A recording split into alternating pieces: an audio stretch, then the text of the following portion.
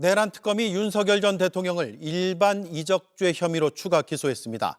계엄의 명분을 만들기 위해 평양에 무인기를 투입시켜 북에 도발을 유도했고 대한민국의 안보를 위협했다고 결론 내렸습니다. 여인형 전 방첩사령관의 메모가 결정적 근거가 됐습니다. 김정은 휴양소와 핵시설 두 곳을 타깃으로 해야 한다는 문구가 적혀 있었습니다.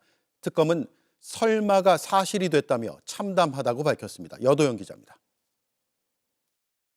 12.3 비상계엄 2달 전 우리 군이 평양에 투입한 무인기가 추락해 북한과 긴장감이 높아졌습니다.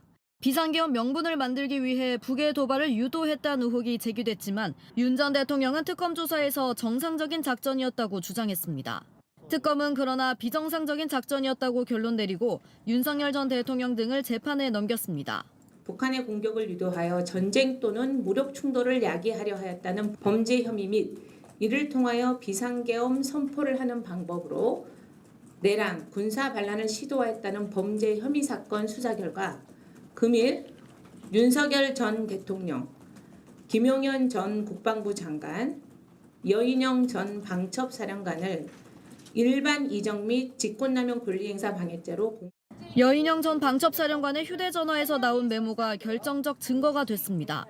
메모에는 체면이 손상되어 반드시 대응할 수밖에 없는 타겟팅이라며 김정은 휴양소와 핵시설 2개소를 언급했습니다.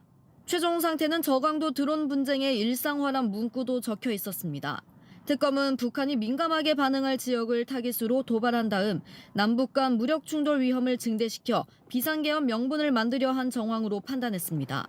이에 따라 윤석열 전 대통령과 김용현 전 국방부 장관, 여 전 사령관을 일반 이적 혐의로 추가 기소했습니다. 평양에 투입한 무인기가 추락하면서 군사 기밀이 유출돼 우리 군의 군사의 이익이 저해됐다며 일반 이적 혐의를 적용한 겁니다.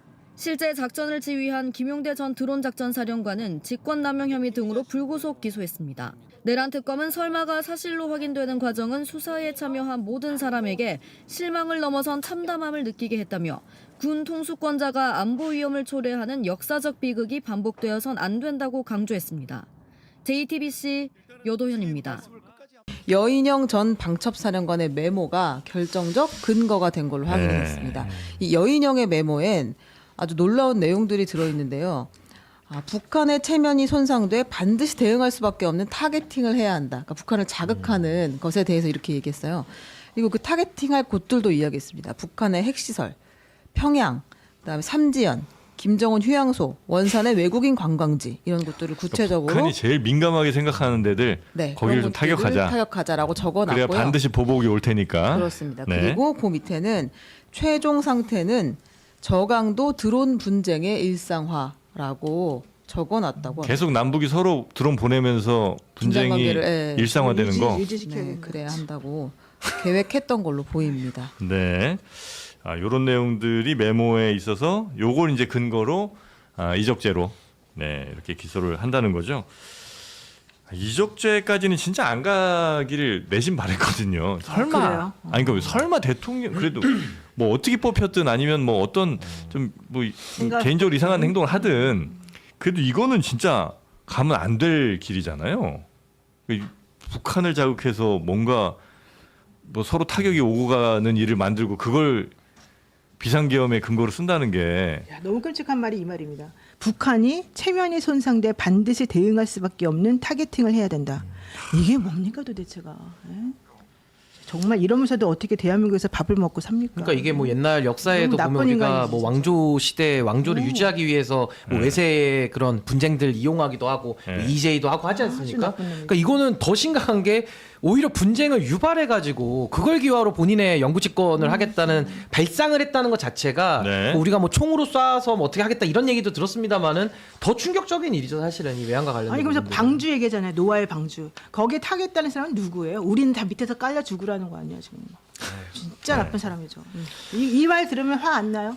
아니 그러니까 이제 이쪽에서 주장하는 게 그 저쪽에 그 반박이라는 게 뭐 풍선을 띄웠으니까 거기에 대한 대응 논리로 갔다는데 그건 말이 안 되는 것 같아요. 왜냐하면 우리 쪽에서도 풍선 보내잖아요. 네네네. 우리 쪽에서 풍선 예를 들면 뭐 자유 그 그쪽에 이제 저 주민들을 위해서 보내는데 그렇다고 해서 북한이 우리한테 드론을 보내면 우리가 가만히 있겠습니까? 그게 옳다고 생각합니까? 그건 말이 안 되는 얘기잖아요. 그러니까 저쪽에서 풍선으로 그 오물을 풍선을 투척해서 우리가 드론으로 거기를 공격하려고 하는 거는 뭐 전쟁을 각오하지 않는 한은 말이 안 되는 얘기고.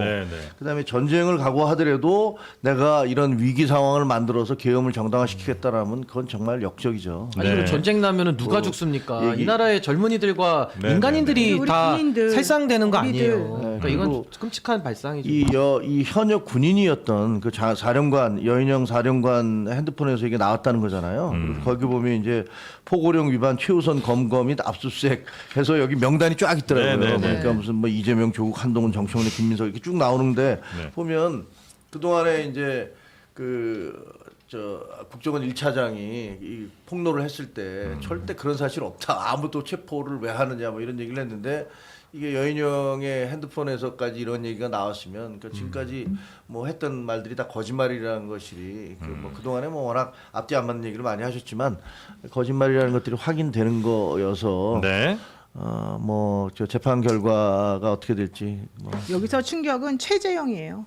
여기 지금 그 핸드폰에서 나온 사람의 이름 중에 최재형 목사 이름이 들어가 있지 않습니까? 그 그러니까, 듀얼백. 네, 사실 최재형 목사 때문에 자기네들이 창피당해가지고 정말 죽이고 싶다고 생각했던 사람이 누군지를 너무 특정이 되잖아요.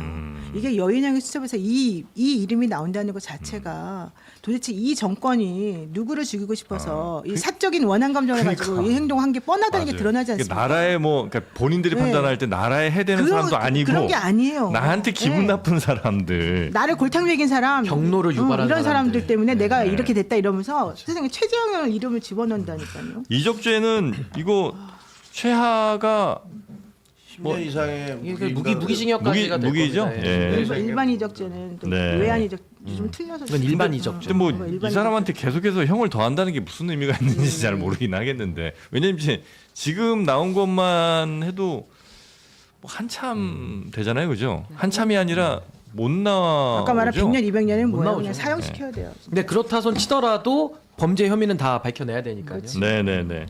알겠습니다. 일반 이적죄로 기소했다는 거, 그 네. 충격적인 메모가 나왔다는 소식. 예.